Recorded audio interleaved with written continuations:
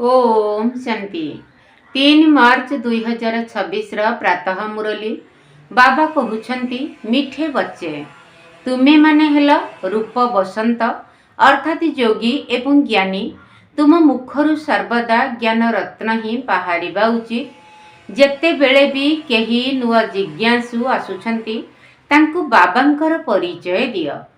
तुमे माने हेल रूप बसंत अर्थात योगी एवं ज्ञानी तुम मुखरु सर्वदा ज्ञान रत्न ही बाहरिबा उचित। जेते बेले भी केही नुआ जिज्ञासु आसुछंती तांकु बाबांकर परिचय दियो। बाबा कहले तुमे माने हेल ज्ञानी आत्मा एवं योगी आत्मा, तेणु तुम मुखरु सदाबेले ज्ञान रत्न बा अमूल्य महावाक्य ही बाहरु। जे केही नुआ बंधु बांधव मित्र संबंधी जे केही आसिले घर को प्रथमे तांको बाबांकर परिचय ही दियो। प्रश्न निजर अवस्था को एकरस अर्थात स्थिर करिवार उपाय कौन? निजर अवस्था को एकरस अर्थात स्थिर करिवार उपाय कौन? उत्तर निजर संग प्रति ध्यान दियो, तेबे अवस्था एकरस होई जिवो। सर्वदा भल भल सेवाधारी विद्यार्थी मानकर संग करिबा दरकार। जदि केही ज्ञान एवं योग व्यतीत अन्य कौनसी ओलटा कथबार्ता करुछंती, मुखरु रत्न बदलरे पत्थर बाहर करुछंती, तेबे सेमानक संगरु सर्वदा सावधान रहिबा दरकार। गीत अछि रात के राही थक मत जाना, सुबह की मंजिल दूर नहीं है। ओम शांति।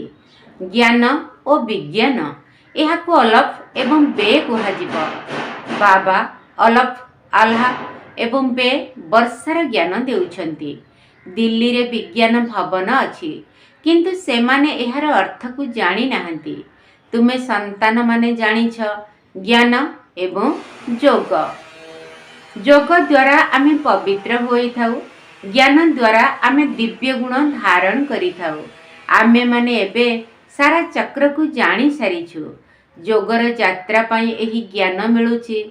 से माने योग पाई कौनसी ज्ञान देउ नाहंती। दुनिया वाला जो ज्ञान दउछंती बाबा कहले सेथिरे योग पाई कौनसी ज्ञान बा मूल्यवान पॉइंट नाही। से माने त स्थूल ड्रिल यदि सिखाउछंती, जहा कि व्यायाम बा एक्सरसाइज कुहा जाउछि, शारीरिक ड्रिल। एहा हेउछि सूक्ष्म एवं मूल कथा, किंतु बाबा आत्मार ड्रिल एवं आत्मार एक्सरसाइज कथा ही कहउछंती, जहा कि अति सूक्ष्म। एही गीतर मध्य ता सहित संबंध रहिछि। बाबा कहउछंती हे संतान माने, हे ब्रह्मलोकर यात्री, पतित पावन बाबा ही समस्तंकर सद्गति दाता अटंती। सिए ही समस्तंकु घर को जीवा पाई रास्ता बताइबे। तुम पाखकु मनुष्य माने बुझिबा पाई आसुछंती। काहा पाखकु आसुछंती? प्रजापिता ब्रह्मा कुमार कुमारी मानक पाखकु आसुछंती ना। तेणु तुमे तांकु पचारिबा दरकार, तुमे काहा पाखकु आसीछ? मनुष्य माने साधु संत महात्मा मानक पाखकु जाइथांती। तांकर नाम मध्य थाए अमुक महात्मा जी। सेहीपरि एठारे तो नाम ही रहिछि प्रजापिता ब्रह्मा कुमार कुमारी। एमिति तो बीके मध्य बहुत अछंती। तेबे तुमे माने तांकु पचारिबा उचित काहा पाखकु आसीछ? प्रजापिता ब्रह्मा तुमर कौन हेबे? से तो समस्तंकर पिता अटंती ना। केही केही कहउछंती तुमर महात्मा जी अथवा गुरुंकर दर्शन करिबो। तेबे तांकु कुह, तुमे माने गुरु बोली किपरि कहउछ? नाम तो प्रजापिता ब्रह्मा कुमार ब्रह्मा कुमारी रखा जाइछे, तेणु सिए आमर पिता हेले, गुरु नुहंती। प्रजापिता ब्रह्मा कुमार कुमारी अर्थ एमानकर केही बापा अछंती। से तो तुमर मध्य पिता हेले। एपरि कुह, आमे विज्ञानकर बापांक सहित मिसिबाकु चाहुछु। प्रजापितांकर नाम केबे सुनिछ? तांकर एते संतान संतति रहिछंती। जदि बाबांक विषय रे जानी गले तेबे बुझी जिबे जे ये बेहदर बाबा अटंती। तेबे प्रजापिता ब्रह्मांकर मध्य निश्चित भावरे केही बापा थिबे। तेणु केही भी आसिले तांको पचार जे तुमे काहा पाखकु आसीछ, बोर्ड उपरे कौन लेखा जाइछि। जेहेतु एते ढेर सेंटर रहिछि, एते ब्रह्मा कुमार कुमारी अछंती, तेबे पिता मध्य निश्चित थिबे ना, गुरु तो होई परिबे नाही। बाबा कहले एठी कोनोसी गुरु तो होई परिबे नाही। एठी पिता एवं संतान मानकर संसार। प्रथमे तो एक कथा बुझी जानतु जे एहा हमर घर अटे। सेमानक बुद्धिरु बाहारु जे मु कौनसी एक परिवार को आसीछि। आमे प्रजापिता ब्रह्मांकर संतान अटु। तेबे तुमे माने मध्य निश्चित भावरे तांकर संतान होइथिबो। अच्छा, एही ब्रह्मा काहार संतान? ब्रह्मा विष्णु शंकरंकर रचयिता तो परमपिता परमात्मा शिव अटंती। से रूपरे हेउछंती बिंदु, तांकर नाम हैला शिव। से आमर दादा अटंती। तुमर आत्मा मध्य तांकर संतान अटे। तुमे माने मध्य ब्रह्मांकर संतान अट। तेणु तुमे एपरी कुह जे आमे बाप दादांक सहित मिसिबाकू चाहुछु। तांकु एहीपरी बुझाइबा उचित, जहा द्वारा तांकर बुद्धि बाबांक आड़कू चली जीव। बुझी जिबे जे मु काहा पाखकू आसीछि। प्रजापिता ब्रह्मा आमर पिता अटंती। से सबु आत्मा मानकर पिता अटंती। तेणु प्रथमे एकथा बुझी जाओ जे आमे काहा पाखकू आसीछु। एहीपरि जुक्तिर सहित बुझाइबा उचित, जहा द्वारा सेमाने जानी जिबे जे एमाने शिव बाबांकर संतान अटंती। एहा एक परिवार अटे। तांकु बापा एवं दादांकर परिचय मिली जाऊ। तुमे माने बुझाई परिबो समस्तंकर सद्गति दाता निराकार बाबा आसीछंती। समस्तंकर सद्गति दाता निराकार बाबा अटंती, जिए कि प्रजापिता ब्रह्मांक द्वारा। तुमे माने बुझाई पारिबो समस्तंकर सद्गति दाता निराकार बाबा अटंती, जिए कि प्रजापिता ब्रह्मांक द्वारा समस्तंकर सद्गति करुछंती। समस्ते तांकु डाकुछंती। तुमे माने देखुछ ना केते संतान बाबांक ठारू संपत्ति नेउछंती। प्रथमे तांकु बाबांकर परिचय मिलु, तेबे जाई बुझिबे जे आमे बाप दादांक सहित मिसिबा पाई आसीछु। सेमानकु कुह आमे तांकु दादा बोली कहुछु। शिव बाबा हेउछंती नॉलेजफुल पतित पावन। पुणी बुझाइबा दरकार जे निराकार भगवान समस्तंकर सद्गति दाता, सी ज्ञानर सागर। आमे माने ब्रह्मांक द्वारा बेहद्र वर्षा नेउछु। तेबे सेमाने बुझी जिबे जे एही ब्रह्मा कुमार कुमारी माने शिव बाबांकर संतान। सीए ही समस्तंकर पिता अटंती। भगवान एक अटंती। सीए आदि सनातन देवी देवता धर्मर स्थापन करुछंती। स्वर्गर रचयिता सीए समस्तंकर पिता, शिक्षक एवं गुरु मध्य अटंती। किए? शिव बाबा। आम समस्तंकु सृष्टिर आदि मध्य अंतर रहस्य को बुझाउछंती, अर्थात त्रिकालदर्शी करुछंती।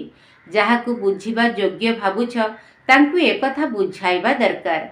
प्रथमे तो पचार, तुमर केते जण बापा अछंती? लौकिक एवं पारलौकिक बाबा तो सर्वव्यापी होई परिबे नहीं। लौकिक बापांक ठारू एही सबु वर्षा मिलुछि एवं पारलौकिक बाबांक ठारू एही सबु वर्षा मिलुछि। तेबे तांकु सर्वव्यापी बोली किपरि कुहाजिब? एही शब्द को नोट करी धारण कर। एही कथा को निश्चित भावरे बुझाइबाकू पड़िबो। तुमे माने बुझाइब जे एहा हमर घर, एठारे केही गुरु नाहांती। देखुछ एमाने सबु ब्रह्मा कुमार कुमारी अटंती। स्वर्गर संपत्ति आमकु तो निराकार शिव बाबा ही देउछंती, जिए कि समस्तंकर सद्गति दाता अटंती। ब्रह्मा को समस्तंकर सद्गति दाता, पतित पावन, लिबरेटर कुहा जाई परिब नाही। यह शिव बाबांकर महिमा ही अटे।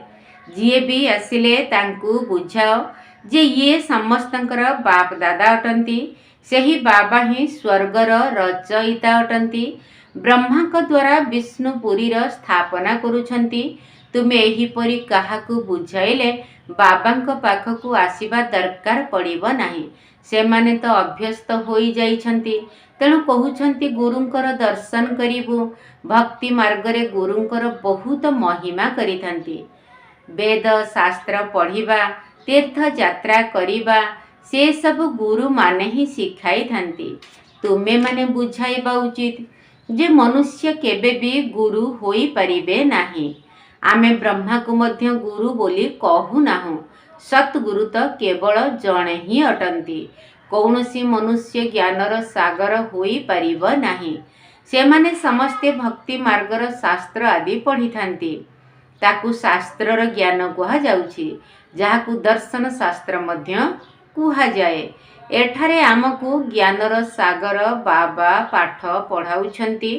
ତାଙ୍କୁ ଏହା ଆଧ୍ୟାତ୍ମିକ ଜ୍ଞାନ ଅଟେ। ଯଦି ବ୍ରହ୍ମା ବିଷ୍ଣୁ ଶଙ୍କରଙ୍କୁ ମଧ୍ୟ ଜ୍ଞାନର ସାଗର କୁହାଯିବ ନାହିଁ, ତେବେ ମନୁଷ୍ୟକୁ କିପରି କୁହାଯିବ?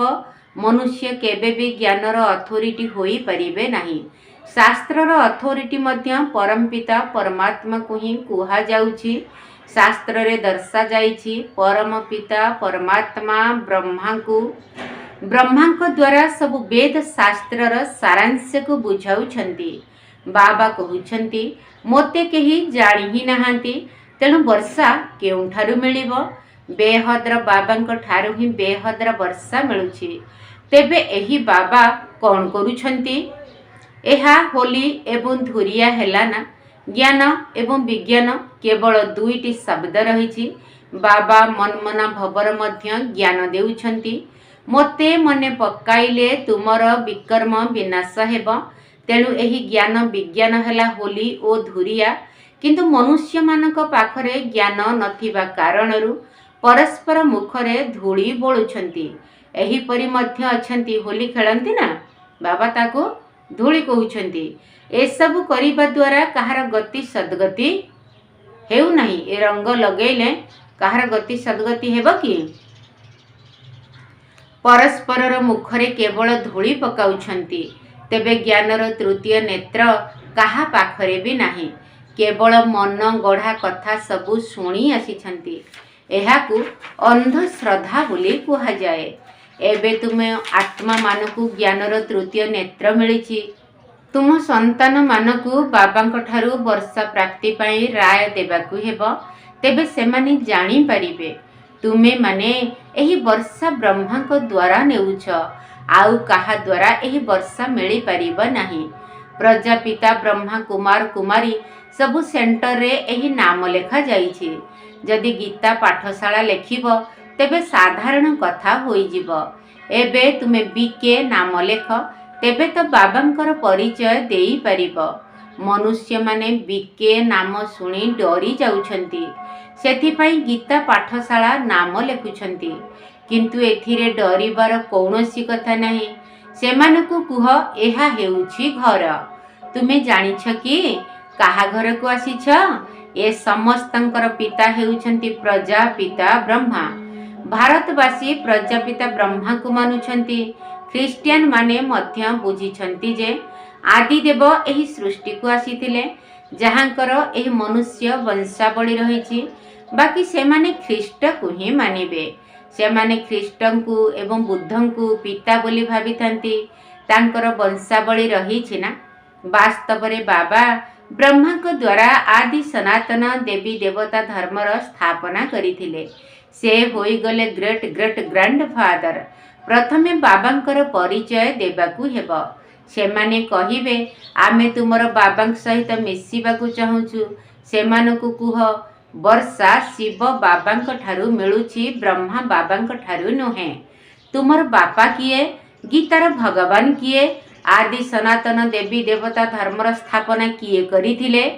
ବାପା ନାମ କହିବା ମାତ୍ରେ ବୁଝିଯିବେ ଯେ ଏମାନେ ସମସ୍ତେ ବ୍ରହ୍ମା କୁମାର କୁମାରୀ ଶିବ ବାବାଙ୍କର ସନ୍ତାନ ଅଟନ୍ତି।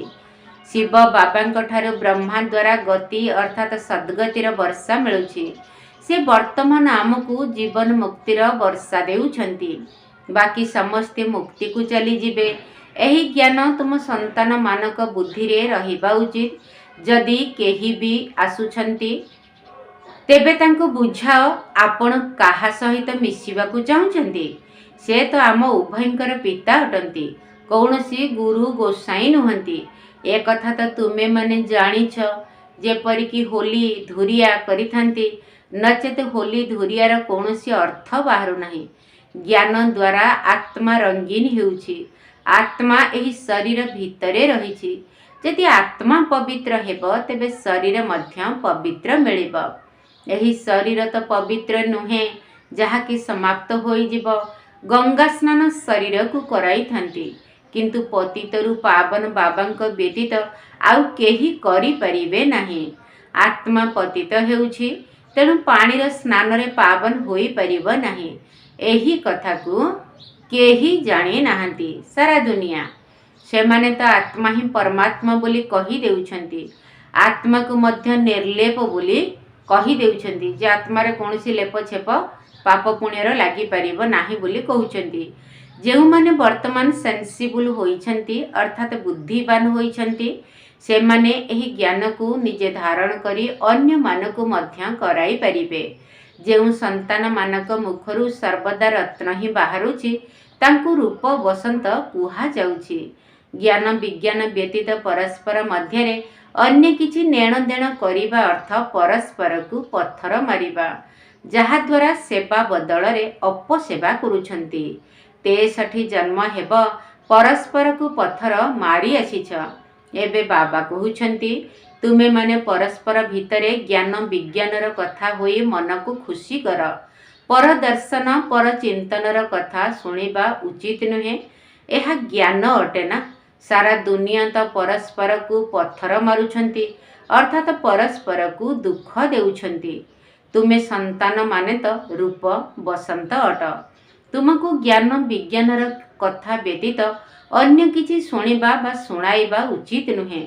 जे ओलटा कथबार्ता हेउछंती तांकर संग ही खराब अटे। जे बहुत सेवा करुछंती तांकर संग तारिब। केही ब्राह्मण रूप बसंत होइथांती, तो केही ब्राह्मण होई पुणी ओलटा सीधा कथबार्ता करिथांती। एपरिंकर संग करिबा उचित नुहे, जहा द्वारा आहुरी क्षति होई जीव। बाबा बारंबार सावधान कराउछंती, केबे भी परस्पर मध्यरे ओलटा सीधा कथा हुआ नहीं, नचेत निजर एवं अन्य मानकर मध्य सत्यानाश करिदेव। पुणी पद मध्य भ्रष्ट होई जीव। बाबा केते सहजरे सुनाउछंती। सौक रहिबा उचित जे आमे बाबा आमे जाई बहुतंकु एही ज्ञान देबु। सेही माने ही बाबांकर सच्चा संतान अटंती। सेवाधारी संतान मानकर बाबा मध्य महिमा करिथांती, जो माने दिन राति सेवा करुछंती। तांकर संग करिबा उचित। केउ माने भल भल विद्यार्थींकर संग करुछंती, बाबांकु पचारिले बाबा कही परिबे काहार संग करिबा उचित। किए बाबांकर हृदय रे रहिछंती से तुरंत कहीदेवे। सेवाधारी मानकु बाबा मध्य रिगार्ड देइथांती। केही केही तो सेवा मध्य करि पारु नाहंती। एही परी बहुतंकु खराब संग मिलुछि, तेणु अवस्था तळ उपर होई जाउछि। हाँ, किए जदि स्थूल सेवारे बहुत भल, सेमाने मध्य भल वर्षा पाइथांती।